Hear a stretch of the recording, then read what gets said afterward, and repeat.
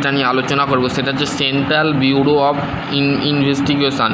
তো সিবিআইয়ের তরফ থেকে একটি নতুন চাকরির আপডেট আসছে, ঠিক আছে।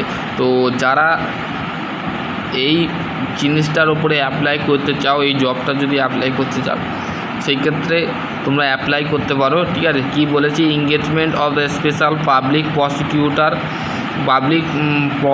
প্রসিকিউটর, ঠিক আছে, retail counsellor, CBI conducted of the cases the honour high court of Kolkata রিগ্রেডেন, ঠিক আছে।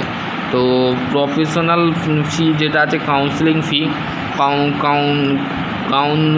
কাউন্সিল ফি, ঠিক আছে, professional fee, advocate of engagement of prosecutor will be governor of term the এত, ঠিক আছে। এখানে তোমাদের এলিজিবিলিটি ক্যাটেগরি, তোমাদের এখানে কী করতে হবে, এলএলবি, ঠিক আছে, এলএলবি পাস করতে হবে, ঠিক আছে, ব্যাচেলার অফ এলএলবি, ঠিক আছে।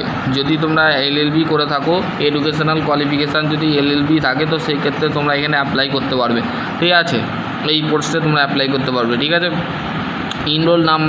Enrollment B of daily of enrollment advocate of bar counselling of the Kolkata high court, ঠিক আছে। প্রফেশনাল এক্সপিরিয়েন্স যদি থাকে তো সেক্ষেত্রে দিতে পারো crime matter before the various of court include হাইকোর্টে তোমাদের বিভিন্ন ধরনের ক্রাইম থাকে, মানে কেউ খুন করেছে, কেউ মার্ডার করেছে, কেউ রেপ করেছে, অন্য কোনো একটা সম্পত্তি নিয়েছে, তো সেই ক্ষেত্রে সেই ম্যাটারগুলোকে তোমাকে কিন্তু ক্লিয়ার করতে হবে, ঠিক আছে। এইগুলো কিন্তু হাইকোর্টে তোমাদের কিন্তু অ্যাপিল করতে হবে, ঠিক আছে, বোঝা গেল। এইটা গেল তোমাদের এক্সপিরিয়েন্স, তোমার যদি এক্সপিরিয়েন্স থাকে এর ওপরে, ঠিক আছে। এইখানে তোমরা দেখতে পারো এঙ্গেজমেন্ট অফ পিওর 3 ইয়ার্স, মানে 3 বছরের থাকবে, 10 বছরের এক্সপিরিয়েন্স তোমার চাওয়া হয়েছে, অ্যাডভোকেট, ঠিক আছে। ডকুমেন্ট অ্যান্ড অ্যাপ্লিকেশান, এখানে তোমাদের যে কপিটা দেখাবো সেটা কিন্তু ফিল আপ করতে হবে, ফিল আপ করে জমা দিতে হবে, ঠিক আছে।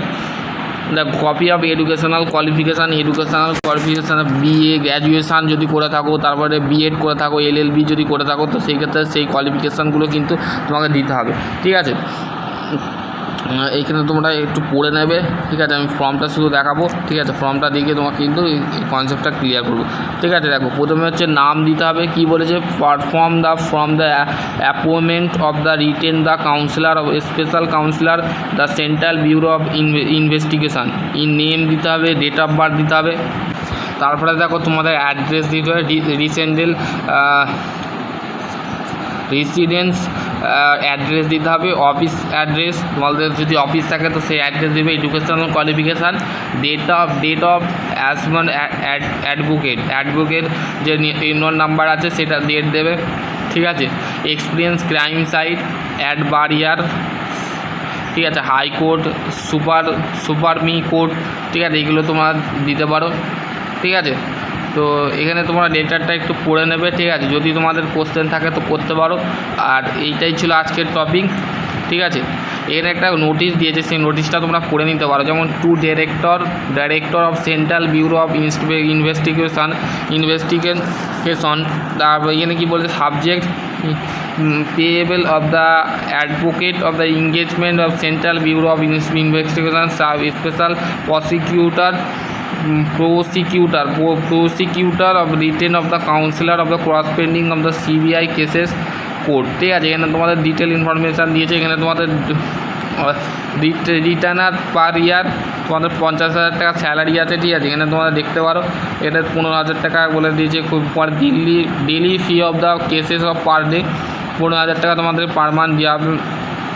পার মান্থ তোমার পার মান্থ বা ডেইলি ফি, মানে তুমি দৈনন্দিন জীবনে রোজ কিন্তু তুমি এই ফিটা পেতে পারো। কলকাতা, দিল্লি, মুম্বাই, কলকাতা, চেন্নাই, এই সমস্ত জায়গায় কিন্তু পারফরমেন্স করতে পারো, ঠিক আছে।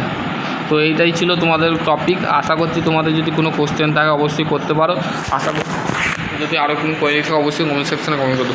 সকলে ভালো থেকো, সুস্থ থেকো, থ্যাংক ইউ।